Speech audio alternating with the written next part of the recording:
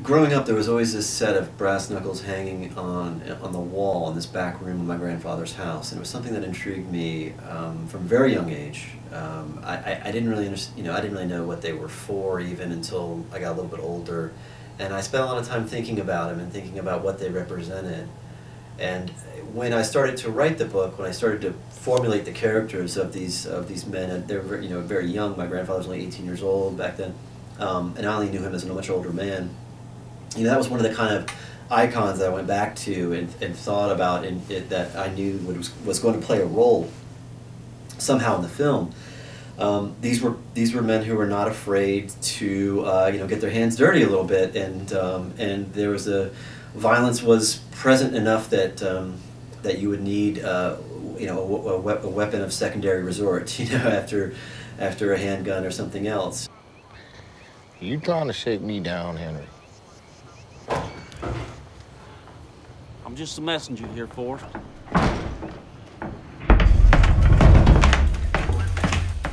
Have you met Howard? Oh, what you gonna shoot me, huh? Howard! Howard!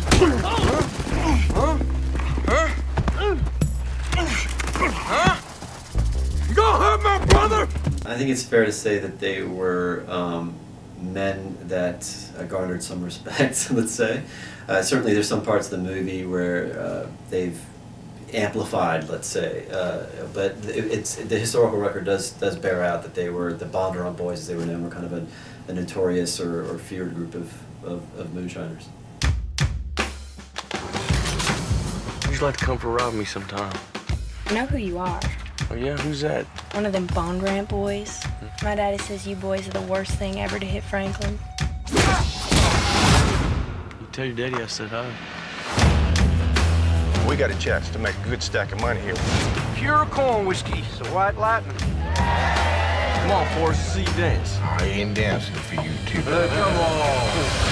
The movie Lawless basically tells the story of the three brothers. The youngest, played by Shia Labouef, his name's Jack, is my grandfather, and his two brothers, Forrest and Howard. And the three of them are basically involved in producing and selling moonshine in Franklin County, Virginia, which was known as the wettest county in the world, the place where the most amount of liquor was being produced before and during Prohibition, really.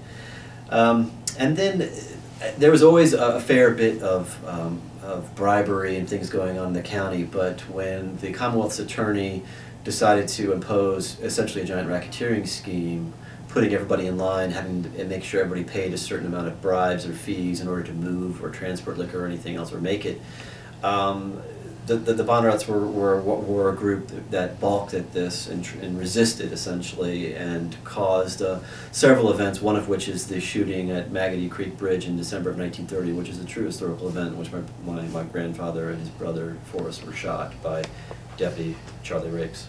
And I started hearing the stories about 20 years ago, a few of the sort of family legends. It wasn't something that we talked about a lot in my family, but I started to hear a few things, and then I started to do more research in earnest about 15 years ago or so. And so, I was thinking about it for at least a good 10 years before I wrote it. What if I can't? I'm not built like you, and Howard. I ain't never been like you. It's all right.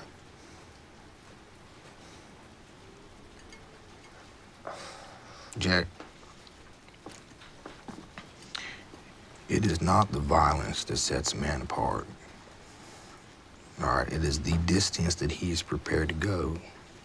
I wrote a lot of short stories before, my apprenticeship was basically in short stories, like, if you did short films or something. I wrote a lot of short stories, published them in little magazines, here and there when I was in graduate school and a little bit after, sort of just kind of getting myself together, understanding how to write a story, how a narrative arc works, how to build a character. And I didn't really feel comfortable about writing a novel until about 2005. I started writing it about 2002. But I was already 30-some years old, and I'd been at it for 7 or 8 years writing short stories, and reading and studying the craft of writing. I got a PhD in creative writing. So I went a route that was very much kind of an academic route. I'm a student of creative writing to some degree, and a lot of that was because of confidence issues. When I came out of undergraduate, I didn't consider myself, I didn't really consider the possibility of being a writer. I just thought it was way beyond my, abilities, and so it was something that I worked at and studied for a long time. There's a feeling around these parts that these Bondurants is indestructible. Do you mean immortal? You any idea what a Thompson submachine gun does to a mortal?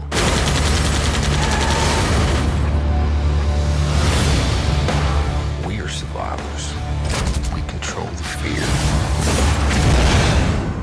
But without the fear, we are all as good as dead. I don't really believe in writer's block. I think writer's block is just the unwillingness to write shitty sentences. You just gotta be willing to write crap and then sit down the next day and read over it and revise that crap and write some more and just keep doing it, and then eventually you can hammer something into shape, maybe get somebody else to look at it for it, you start to get, but it's, I don't know, there's no real secret for it. There's just, there's a kind of a determination, I guess, and just a sort of self-will at some point.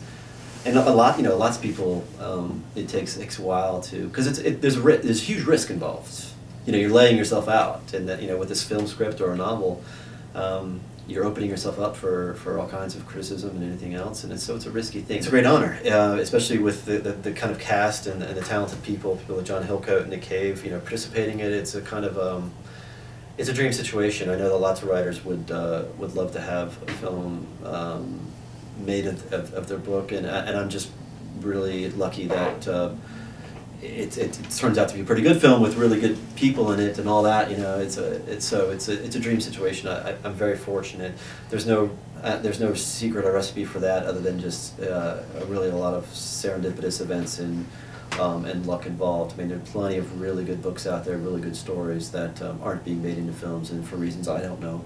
And I'm not really sure how this one came to be, but I'm glad it did, and so I'm happy to be here. And I've been at it for a long time, so I guess I do feel like this is a culmination of a lot of work or something, but stuff like this with the film is so much out of your control, it's out of your control. They're selling the film rights, somebody's deciding whether they want to do it or not, and that has so little to do with me. But the thing that I hope most of the movie does is allow me to write another book. I want to write the next book because I want to write the next one's going to be the best book I've done, and so if this helps me sell that book to somebody because of the attention, then that's a wonderful thing for me.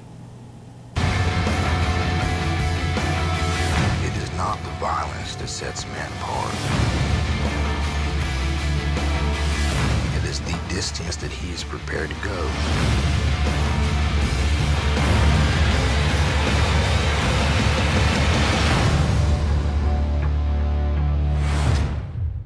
Hi, my name is Matt Bondurant. I'm the author of the novel The Wettest County in the World, which the movie Lawless is based on, and you're watching Reelblack.